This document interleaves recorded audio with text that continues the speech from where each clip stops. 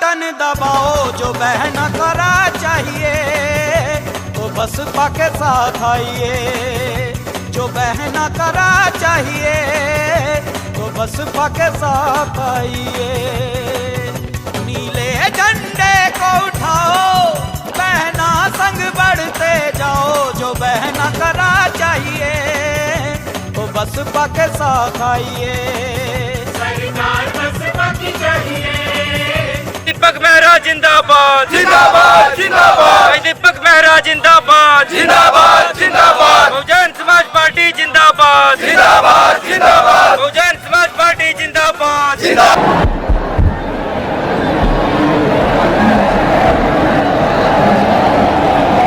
BSP के इस चुनावी जनसभा में इकट्ठा हुए पार्टी के सभी छोटे बड़े पदाधिकारी एवं कार्यकर्तागण, आज आप लोग देश में व यहाँ आपके उत्तर प्रदेश स्टेट में भी लोकसभा के लिए हो रहे आम चुनाव में अपनी पार्टी के उम्मीदवारों के समर्थन में मुझे सुनने के लिए यहाँ इकट्ठा हुए हैं,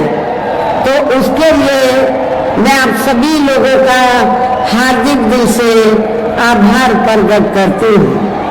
वैसे आप लोगों को ये मालूम है कि हमारी पार्टी कांग्रेस, बीजेपी व अन्य किसी भी विरोधी पार्टी तथा गठबंधन आदि के साथ मिलकर नहीं, बल्कि अकेले ही अपनी पार्टी के बलबूते पर पूरी तैयारी व दमदारी के साथ ये चुनाव लड़ रही है। इसके साथ ही हमने टिकट बंटवारे के मामले में भी यहाँ सर्व समाज के लोगों को उचित भागीदारी दी है, जिनको कामयाब बनाने के लिए अपनी पार्टी के लोग पूरे जी जान से लगे हैं। इस संबंध में यहाँ मैं ये भी कहना चाहूंगी कि हमारी पार्टी ने इस चुनाव में भी सर्व समाज के लोगों को टिकट बंटवारे के मामले में या देने के मामले में हमने उचित भागीदारी दी है। खासकर जो दलित वर्ग के लोग हैं या जो रिजर्व सीटें हैं, तो हमने रिजर्व सीटों पर भी अकेले एक ही कम्युनिटी के लोगों को नहीं, एक ही बिरादरी के लोगों को नहीं, बल्कि शेड्यूल कास्ट में जो विभिन्न जातियां आती हैं, तो उनको हमने चुनाव लड़ने का मौका रिजर्व सीटों पर दिया है। आगरा के लोगों को ये मालूम है कि जब इस चुनाव से पहले आपके उत्तर प्रदेश में लोकल बॉडीज के चुनाव हुए थे और यहाँ मेयर का चुनाव हुआ, तो हमारी पार्टी ने अनुसूचित जाति में से एक वाल्मीकि समाज की महिला को मेयर के लिए चुनाव के मैदान में उतारा था। और आपकी ये आगरा रिजर्व सीट है, तो आगरा रिजर्व सीट से तो फिर हमने यहाँ पर तो जाटव समाज की महिला को चुनाव के मैदान में उतारा है। इसके नजदीकी ज्यादा दूर नहीं है, हाथरस लोकसभा की सीट है, तो वहाँ हमने धनगर समाज को जो अनुसूचित जाति में आते हैं उनको भी चुनाव के मैदान में उतारा है। आपके आगरा से लगी हुई फतेहपुर सीकरी की सीट है, तो जहाँ हमने अपर कास्ट समाज में से तो खास तौर से ब्राह्मण समाज के व्यक्ति को हमने चुनाव के मैदान में उतारा है। तो इस प्रकार से हमने टिकट बंटवारे के मामले में सर्व समाज के लोगों को बीएसपी में जुड़ने की उनकी तादाद को ध्यान में रखकर हमने उचित भागीदारी दी है। हालांकि आज यहाँ आपकी इकट्ठा हुई अपार भीड़, वह भीड़ के जबरदस्त जोश को भी देखकर अब मुझे ये काफी हद तक भरोसा हो गया है कि पिछली बार की तरह इस बार भी आप लोग अपने प्रदेश से और यहाँ अपने क्षेत्र से तो लोकसभा चुनाव में अपनी पार्टी का बेहतर रिजल्ट जरूर लाएंगे। इसके लिए अब मैं आप लोगों का ध्यान कुछ जरूरी बातों की तरफ दिलाना चाहती हूँ और इस संबंध में विशेषकर मैं कांग्रेस, बीजेपी व इनके अन्य सभी सहयोगी दलों के बारे में ये कहना चाहूंगी कि आजादी के बाद शुरू में केंद्र व देश के काफी राज्यों में भी ज्यादातर सत्ता यहाँ कांग्रेस पार्टी के ही हाथों में केंद्रित रही है, किंतु इनकी अधिकांश मामलों में रही गलत नीतियों एवं गलत कार्य प्रणाली आदि की वजह से ही फिर इस पार्टी को यानी कि कांग्रेस पार्टी को केंद्र में काफी राज्यों की भी सत्ता से बाहर होना पड़ा है तथा यही स्थिति इनकी सहयोगी पार्टियों की भी बनी रही है, जिसके कारण ही फिर पिछले कई वर्षों से भारतीय जनता पार्टी व इनके सहयोगी दल केंद्र एवं काफी राज्यों की भी सत्ता में काबिज हो गए हैं, लेकिन इनकी भी ज्यादातर रही जातिवादी, पूंजीवादी, संकीर्ण, सांप्रदायिक व द्वेषपूर्ण नीतियों एवं द्वेषपूर्ण नीतियों एवं कार्य प्रणाली आदि से तथा इनकी कथनी व करनी से काफी अंतर होने की वजह से अब ऐसा लगता है इस बार ये पार्टी भी यानी कि भारतीय जनता पार्टी भी केंद्र की सत्ता में आसानी से वापस आने वाली नहीं है, बशर्ते यदि ये चुनाव इस बार फ्री एंड फेयर होता है तथा आम चर्चा के मुताबिक वोटिंग मशीनों में भी कोई गड़बड़ी आदि नहीं की जाती है और वैसे भी इस बार चुनाव में इनकी कोई भी पुरानी एवं नई चल रही नाटकबाजी, जुमलेबाजी व गारंटी आदि काम में आने वाली नहीं है, क्योंकि अब देश की जनता काफी हद तक कि इनकी पार्टी ने अब तक देश के विशेषकर गरीबों, कमजोर तबकों, मध्यम वर्गीय एवं अन्य मेहनतकश लोगों को जो इन्हें दिखाने के असंख्य प्रलोभन भरे वायदे किए हैं तथा अनेकों हवाई व कागजी गारंटी आदि भी दी है, तो उनका जमीनी हकीकत में अभी तक इन्होंने लगभग 1/4 हिस्सा कार्य भी नहीं किया है, बल्कि इसके स्थान पर इनका ज्यादातर समय व ताकत भी या इनके अपने चहेते रहे बड़े बड़े पूंजीपतियों एवं धन्ना सेठों को ही ज्यादा से ज्यादा मालामाल व धनवान बनाने में तथा इन्हें हर स्तर पर छूट देने व बनाने में ही लगी रही है, जिनके अधिकांश आर्थिक सहयोग से ही ये पार्टी व अन्य पार्टियां भी अपना संगठन चलाती हैं तथा चुनाव आदि भी लड़ाती हैं, जिसका काफी कुछ खुलासा बॉन्ड की आई रिपोर्ट से भी हो जाता है।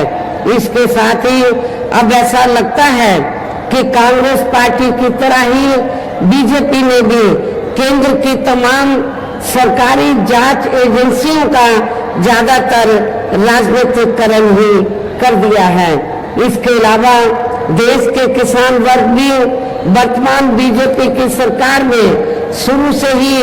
अपनी विभिन्न समस्याओं को लेकर काफी ज्यादा दुखी व परेशान रहे हैं और अभी भी हैं, जबकि यूपी में 4 बार हमारी पार्टी के रही सरकार ने इनके हितों का भी हर स्तर पर विशेष ध्यान रखा है। हमारी पार्टी के रही सरकार ने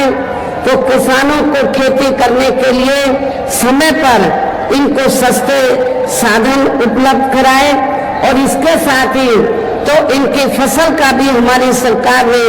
उचित दाम दिया है, जो अब आपको ना तो यूपी की सरकार में ना केंद्र की सरकार में नेशनल लेवल पर किसानों को ये सब राहत मिलती हुई नजर नहीं आ रही है। इतना ही नहीं बल्कि केंद्र में पूर्व की रही कांग्रेसी सरकार की तरह ही वर्तमान भाजपा सरकार में भी इनकी जातिवादी, हीन, सांप्रदायिक एवं पूंजीवादी सोच व नीतियों के चलते ही पूरे देश में सर्व समाज में से खासकर गरीबों, दलितों, आदिवासियों, पिछड़े वर्गों, मुस्लिम एवं अन्य धार्मिक अल्पसंख्यक समाज के लोगों का भी पूर्ण रूप से विकास व उत्थान आदि नहीं हो सका है। और इस संदर्भ में वैसे आप लोगों को ये मालूम है कि पूरे देश में यहाँ दलितों, आदिवासियों एवं अन्य पिछड़े वर्गों का सरकारी नौकरी अधूरा पड़ा आरक्षण का कोटा भी अभी तक पूरा नहीं भरा गया है। विशेषकर SC व ST वर्गों के सरकारी कर्मचारियों का पद काफी हद तक प्रभावी बना दिया गया है। और यहाँ मैं आप लोगों को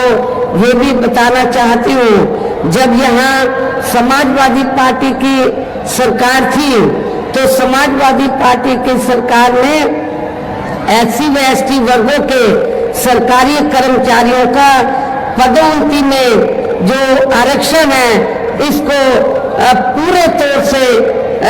इसको खत्म कर दिया था। ये आप लोगों को इस बात की भी जानकारी होनी चाहिए। और इतना ही नहीं, जब इस मामले को हमारी पार्टी ने संसद में उठाया, SC ST का जो पदोन्नति में आरक्षण है इसको प्रभावशाली बनाने के लिए संशोधन बिल लाने के लिए सरकार पर दबाव बनाया, तो उस समय सेंटर में कांग्रेस पार्टी पावर में थी। तो उस दौरान कांग्रेस और बीजेपी दोनों की मिली भगत से समाजवादी पार्टी को आगे करके इस बिल को पार्लियामेंट के अंदर फाड़ा गया। और इतना ही नहीं बल्कि बीजेपी और कांग्रेस पार्टी दोनों की मिली भगत से इस बिल को पास नहीं होने दिया, इस बिल को पास नहीं होने दिया। और इतना ही नहीं, आज जो खास तौर से आरक्षण को लेकर जो किस्म किस्म की बातें कही जा रही हैं, SC ST OBC के आरक्षण को लेकर कांग्रेस भी लंबी चौड़ी बातें कर रही है, बीजेपी भी, जबकि ये दोनों पार्टियां SC ST OBC के आरक्षण के खिलाफ हैं। ये दोनों पार्टियां नहीं चाहती हैं SC ST OBC के वर्गों के लोगों को आरक्षण का पूरा लाभ मिले। साथ ही केंद्र व राज्यों में भी विरोधी पार्टियों की रही सरकारों में इन सभी वर्गों को प्राइवेट सेक्टर में आरक्षण दिए जाने की व्यवस्था किए बिना ही इनकी सरकारों के ज्यादातर सरकारी कार्य अब प्राइवेट सेक्टर के जरिए ही इनके बड़े बड़े पूंजीपतियों व धरना सेतु आदि को ही दिए जाने के कारण अब इनको पूरे देश में आरक्षण का बहुत कम ही लाभ मिल पा रहा है। इसी प्रकार इनका अन्य और मामलों में भी शोषण व उत्पीड़न आदि होना अभी तक भी बंद नहीं हुआ है। इसके साथ साथ मुस्लिम व अन्य धार्मिक अल्पसंख्यक समाज के लोगों की भी हालत हर स्तर पर यह काफी ज्यादा खराब व दयनीय ही बनी हुई है। इतना ही नहीं बल्कि पिछले कुछ वर्षों से केंद्र व अधिकांश राज्यों में भी बीजेपी व RSS की सरकारों के चलते हुए अब इनका विकास व उत्थान आदि होना भी काफी हद तक बंद सी हो गया है। आए दिन इन पर खासकर आए दिन मुस्लिम व अन्य धार्मिक अल्पसंख्यक समाज के लोगों पर खासकर हिंदुत्व की आड़ में हो रही जनजाति भी यहाँ काफी ज्यादा चरम सीमा पर पहुंच चुकी है। इसके साथ साथ अपर कास्ट समाज में से विशेषकर गरीब लोगों की भी हालत हमें कोई खास अच्छी नजर नहीं आती है। कहने का तात्पर्य ये है कि चाहे वीकर सेक्शन के लोग हैं या माइनॉरिटी हैं, अपर कास्ट समाज के लोग हैं, ये सभी लोग हमें काफी दुखी व परेशान नजर आते हैं। हर मामले में व हर स्तर पर हमें काफी दुखी व परेशान नजर आते हैं। इनके गलत कृषि नीतियों के कारण किसान वर्ग भी आए दिन आंदोलित रहता है। साथ ही इनके गलत आर्थिक नीतियों की वजह से देश की अर्थव्यवस्था पर भी इसका काफी बुरा प्रभाव पड़ा है, जिससे यहाँ विशेषकर छोटे एवं मध्यम वर्ग व्यापारी वर्ग भी काफी ज्यादा दुखी व परेशान हैं। और अब केंद्र में पूर्व की रही सरकारों की तरह ही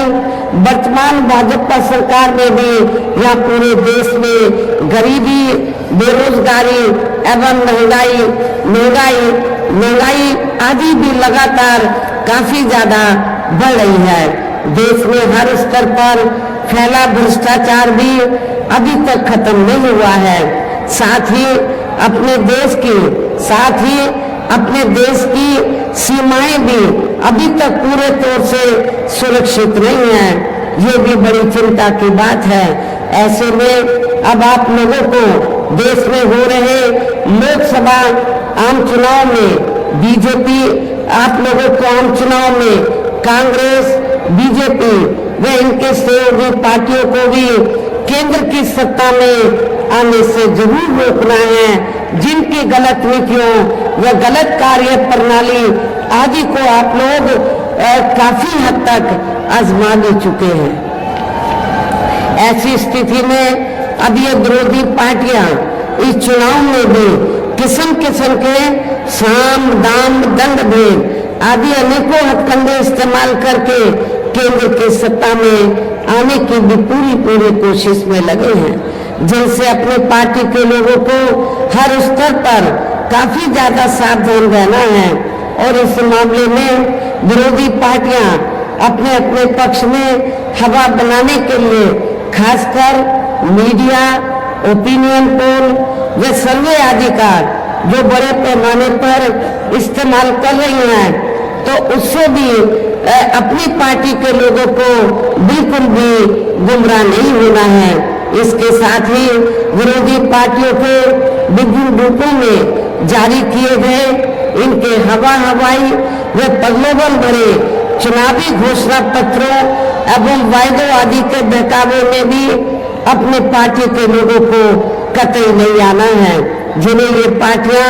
चुनाव खत्म होने के बाद ज्यादातर अमल में नहीं लाती हैं। और अब जिन पर से देश की जनता का अधिकांश विश्वास ही उठ गया है, ये खास वजह है कि हमारी पार्टी किसी भी चुनाव में अपनी पार्टी का कोई भी चुनावी घोषणा पत्र आदि जारी नहीं करती है। वैसे भी हमारी पार्टी किसी भी मामले में कहने में बहुत कम बल्कि कार्य करके दिखाने में ही ज्यादा विश्वास रखती है। और इस बात का सबसे बड़ा सबूत ये है कि उत्तर प्रदेश में 4 बार हमारी पार्टी के नेतृत्व में रही सरकार ने चुनाव में अपने पार्टी के बिना कोई जारी किए गए चुनावी घोषणा पत्र के ही प्रदेश व आम जनहित में काफी कुछ ऐतिहासिक कार्य करके दिखाए हैं, जिनकी अब देश में अधिकांश काफी नकल भी कर रही हैं। जबकि इस मामले में